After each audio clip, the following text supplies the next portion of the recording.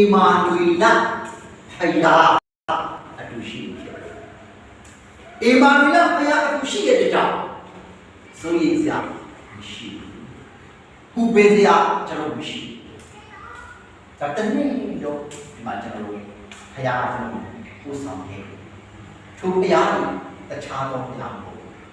။ဒီနေ့ကျွန်တော်တို့နဲ့အတူရှိတဲ့သခင်ယေရှုဖယားဖြစ်တယ်။ဒါလေးဒီနေ့မှာအားလုံးကိုအားပေးခြင်းလူသားအနေနဲ့တော့အာငြိနိုင်တယ်စိတ်ဖြစ်နိုင်တယ်ဝမ်းနည်းနိုင်တယ်ဤပွဲနိုင်တယ်ဒုက္ခဆင်းရဲခြင်းကိုကြည့်ပြီးမှကျွန်တော်တို့ကအရှုံးပေးတတ်တယ်ဒါပေမဲ့ဒီနေ့ကျွန်တော်လည်းသူလို့ရှိတယ်အီမာနွေလဆိုတဲ့သခင်ယေရှုတရားကိုရှိတယ်တို့သခင်ယေရှုကိုကျွန်တော်လည်းအတူရှိတဲ့ကြောင့်ဆိုရင်စရာမရှိပါဘူးပူပင်စရာမရှိဘူးတာရီထူဖရားနဲ့အသက်ရှင်ကြထိုဘုရားကိုတာပြီးညှို့နေကြတာပြီးကိုးဝေကြဒါလည်းဒီနေ့အားပေးခြင်းနော်ထိုဘုရားကြီးအောဝေတိုင်းပြင်တဲ့တကူကြီးတဲ့ဘုရားဟုတ်တယ်မလားကျွန်တော်တိုင်ပြီးလို့ရတယ်ကျွန်တော်လိုအပ်တဲ့ပုံစံတိုင်းသူ့တိုင်ပြီးလို့ရတယ်သူဟာအောဝေညာကိုပြုတ်တဲ့ဘုရားဖြစ်တယ်ကျွန်တော်မတက်နိုင်တဲ့အရာအားလုံးကိုသူကတက်နိုင်တဲ့ဘုရားဖြစ်တယ်အဲ့ဒါကြောင့်သူဒီအောဝေဖြစ်တယ်ကျွန်တော်မှမရှိတဲ့အရာအလုံးကိုရှိစီတဲ့ဘုရားဖြစ်တယ်။သူကအောဝယ်ဖြစ်တယ်။ထိုဘုရားနဲ့အတူဒီနေ့ရှိပါ။ထိုဘုရားကြီးကျွန်တော်တို့နဲ့အတူရှိနေတဲ့ဘုရားဖြစ်တယ်။အဲဒီနေ့အားလုံးကိုအားပေးတယ်။နော်မိသားစုမှာဒီမပေါင်းဘူးလား။တသက်နာလေးရှိတယ်လား။စုံစမ်းခြင်းတွေရှိတယ်လား။အခက်အခဲတွေရှိတယ်လား။ဒီမှာဘုရားရှိတယ်။ယခုဘဝနောင်ဘဝဥပ္ပဇာရှိလား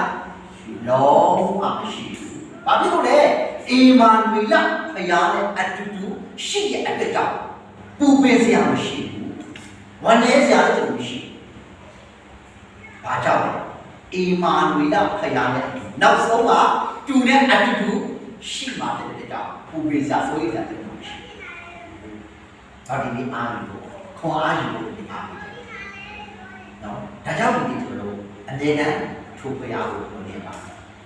ကျွန်တော်မိသားစုမှာကျွန်တော်အသက်တောင်းအခက်အခဲတွေရှိတယ်ရှိတယ်ဆိုရင်အီမာနွေလဘုရားကို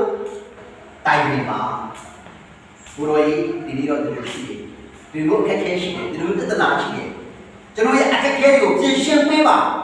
ခေါ်ပါခေါ်လေထူးတဲ့ဘုရားဖြစ်တဲ့အီမာနွေလဒါ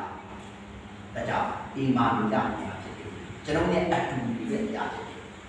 ကျွန်တော်တို့ကဒီခါကဘုရားနဲ့ဝေးမယ်ဘုရားကကျွန်တော်တို့ရဲ့အတူရှိတဲ့ဘုရားဘယ်တော့မှကျွန်တော်တို့အဝေးကြီးမှမနေဘူးကျွန်တော်တို့ရဲ့အမြဲတမ်းအတူရှိတဲ့ဘုရားဖြစ်တယ်အားနေတဲ့ချိန်မှာနှစ်သိမ့်ပြီးတဲ့ဘုရားဝမ်းနေတဲ့ချိန်မှာနှစ်သိမ့်ပြီးတဲ့ဘုရားမရှိတဲ့ချိန်မှာပဲရှိစီတဲ့ဘုရားစားစရာမရှိတဲ့ချိန်မှာပြင်ဆင်ပြီးတဲ့ဘုရားအလုပ်မရှိတဲ့ချိန်နဲ့အလုပ်ပြင်ဆင်ပြီးတဲ့ဘုရားထိုဘုရားကိုတာပြီးပြုနေဖို့ဒီနေ့အားလုံးကိုအားပေးခြင်းစိတ်ဓာတ်မကြတဲ့စိတ်မပြည့်ဟောဆရာ